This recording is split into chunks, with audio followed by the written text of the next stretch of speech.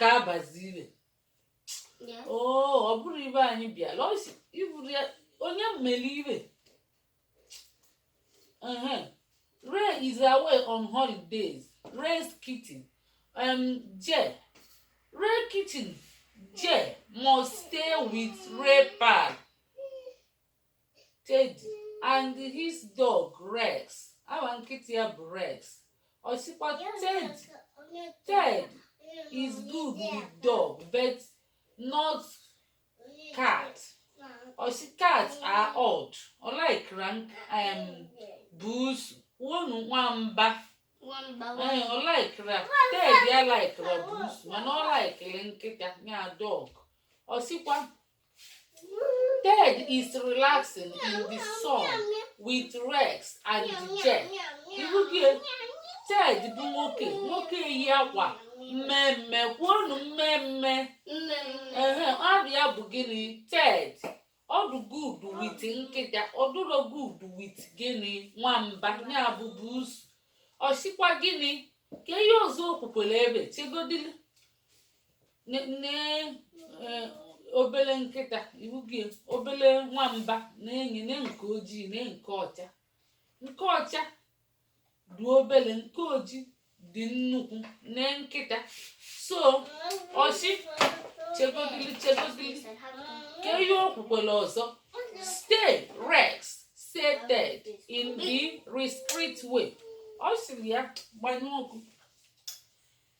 ọ sịkwara ya ka ihe ọzọ okwuru ebe ọ sị ya in a restrict way nya ọ chọrọ ka o solie ịghọtago ọ sịrị ya stay Rex said in a restrict way ọ chọrọ ka o solie ibu gị ọ na-alụ ya aja aka ọ sịkwa Rex stand still Rex ya bịazie kwuru ovu ebe ya nwa bụ stand still ka ihe bụ stand still n'Igbo kwụrụ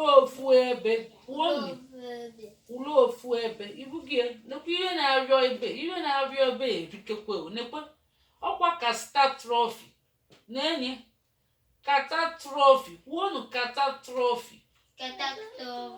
ya na nkịta na busu ha ncha na anụ ọgụ ibugie stay said o siri ya kwụsị je bụ aba gịnị nkịta ọkwa ya Ted bụ nke na-achịkwaba nke eyi akwa mmemme ya rapụrụ ya si anya na-edobe anya na ihe a na-eme a na-eme ọfụma a na-agbagharị osi no way think je akwa edi ekwe ọ sị no way na onwere isi ihe je na-ekwu ihe Ted na-ekwu na onwere isi onye ka o ji si ya no way he is off quick as a flash ọ gbara ọsọ siri ike gbaa ọsọ nekwa ihe na-abịa ebe ọ gbara ọsọ siri ike na-enye ọchọdị igie ntị Adaobi bịa bala oche na ọ na-azụ ọchọdị igie ntị cha ọ gbafu ọsọ gbaa ọsọ siri ike ka amụma mmiri kwuo na amụma mmiri ya flash like lightning bụ gịnị amụma mmiri ka ị na-achọ nna anya na-azụzi ka ịchọ ozi nnọ ebe dobe n'ụkwụ ele ka ị na-ege ntị n'ọgụ ka a na-agụli ya ọsị let's play fetch said Ted ọ sị kawa gwulie egwu Ted na-agwụ ya kedu onye bụ Ted nke yi akwa mmemme nwanu nke yi akwa mmemme onye bụ Ted ka ebe ị na-eje gaba ọ sị kawa gwulie egwu a na-akpọ fetch ọ sịkwa gịnị Ted na-ekwu he chucks a stick he chuck a stick ọsịa kezi iwe na-eme kiri ji na-emezi iwe ahụ a na-agụ iwe ị na-eme iwe ọzọ ibunye na-eme ịchọzi mbido derekwa iwe tools inwe ike rafugodi asị go gụọ akwụkwọ asịra ego debe iwe Adaobi buru m bọọlụ pụba ilo biko anaghị agba bọọlụ n'ụlọ. Yes, Mama. Asị akwa ngụgụ pụọ ilo welie etinye na toy basket. Welie etinye na toy basket. Ụfọdụ ebe a nwa agịdịgba nwa jos gatie aka. Gatie aka. Ịchọ ịbịa soro gụọ akwụkwọ. Na-eme n'ọsọ ka agụchaa akwụkwọ. Ọ sị gịnị? Na-egekwe ntị. Ọ sị he chopped a stick. Ọ bịa weta osisi gbajie nye. Fetch, Rex, he said. Ọbịa tụfuo onye si anya dị ewetie nye anya fetch nye fetch bụ nya wetie. So Rex ọ gwa Rex bụ nkịta iwu gị nkịta gatie aka agịdịgba gatie aka bịa nọla ala.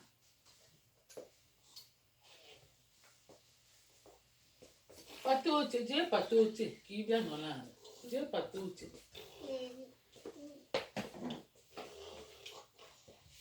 The stick lands in a pond. Ọ bịa banye n'ime mmiri dọkọlọlọ mmiri dọ adọ.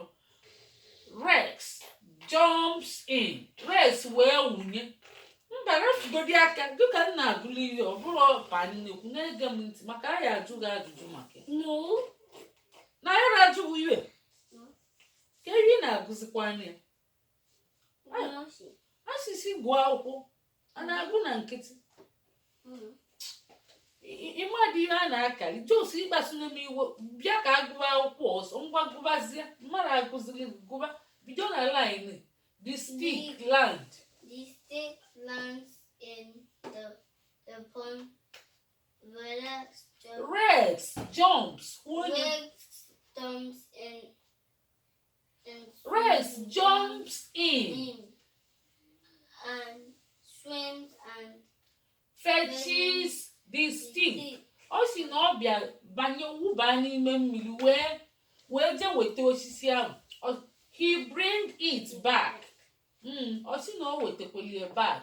Dripping wet. So arịa niile bụ mmiri. Dripping gịnị? Wet. Ọkwa ihe ọ pụtara bụ na arịa niile pa mmiri. Fụtagodi chee ka ndezi elu gị oche ka ị nọrọ ọfụma. Dowe azụ n'oche cheli klikie next iklik go next. Okay. Na ihe na-eme gụọ ọnya na-agụ ọsọ. Ted chunks the snake back in the pond. Fetch Rex. Ọ sị na Ted were osisi ahụ tụgbuo ekwe back n'ime mmiri o wee gbazie Jee. Ịma na Rex ejego weta osisi na bụzi Jee ka ọ gwa Jee ka ọ gwazi ya jee weta. He said in a playful way. Jee sit still. Na Jee anaghị eje eweta Jee gbachi nkịtị nọrọ still nọrọ nnọọ ka osisi kpọrọ nkụ. So you want me to swim in a pond, get dripping wet and fetch a stick? No way. Think Jee. Jee wee na-asị ya ịchọ ka ndabunye n'ime mmiri wee arụ m niile buru mmiri ọkwa ihe ịchọ ka m wee jee weta ego osisi. Ọsị ya gịnị? No gịnị? Wee. Think onye? Jee na-ekwu. Jee dị stubborn, ọ na-eme isi ike. Chere ka ihe na-emezi. So Ted is not happy with Jee. Nya Ted onye na-elekotere anya ọdụ ọzọ obi adịrị ya mma maka ihe onye na-eme. Jee na-eme isi ike ọ dụrọ mma ndụ na-eme isi ike onye na-elekotere anya wepụta aka. So silly Ted think onye? Jee. Makwa iwe Jee na-ekwu Jee na-asịkwa silly Ted na-ekwuye ọ na-asị silly Ted n'uche ka ọ na-ekwu think ike gwụkwa ọ na-eme isi ike ọ dụrọ mma ihe eme iwe masta gị na-agwa gị onye nwe gị ma onye na-elekọta gị anya imezinye in and out. Back ebe ka anyị agụgụ ọnya Go on. Back entails that it is chill. Back in test flat. It is chilly. Back go banu no and no jụrụ oyi. Ka ihe bụ chilly n'Igbo. Ọ jụrụ oyi. Ụnọba mee gịnị? Jụrụ oyi. Relax. Nuzzled in his soft bed to nap. So Rex just Ted looked at Ted. Rex just je nọlụ na bed nya nkịta bụ gịnị Rex ọ bago na ụmụ ya chọzi ka o zuo ike ka ọ lalụ obere ụla ka o mee nwa nap. So Ted look at Je. Ọkwa Je bụ Bruce. Ọkwa aba Bruce bụ Je. Onye na-elekọtebe anya bụ Ted. Want to snuggle up with Rex? He asked. Iwu gị. So amara m nke ọ chọọ ime. Klikie next. Ka ị na-emezi ebe?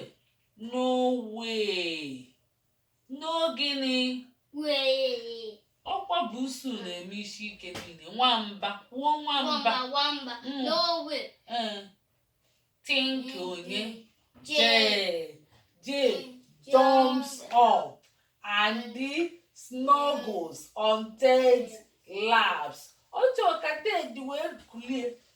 Ọ bụ onye na-eme isi ike, ọ chọọ ka Ted kulie. Ibugo nwoke. Okay. Ask Ted. Yes. Think Je.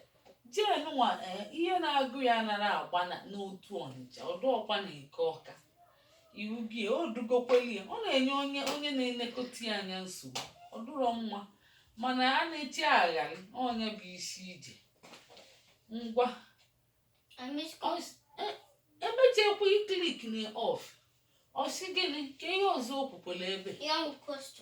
Question. Ibu gị agwa gị na ya ajụ ajụjụ. Question to read and answer. No, J is a. Actually, me no online homework. Okay, ngwa emechego kwuo aka agụchago ka agazie back jezan. Kedu Chegodili. Ịgụcha gị. Remember to practice your green and red word on page 4. Page 4. I already know them.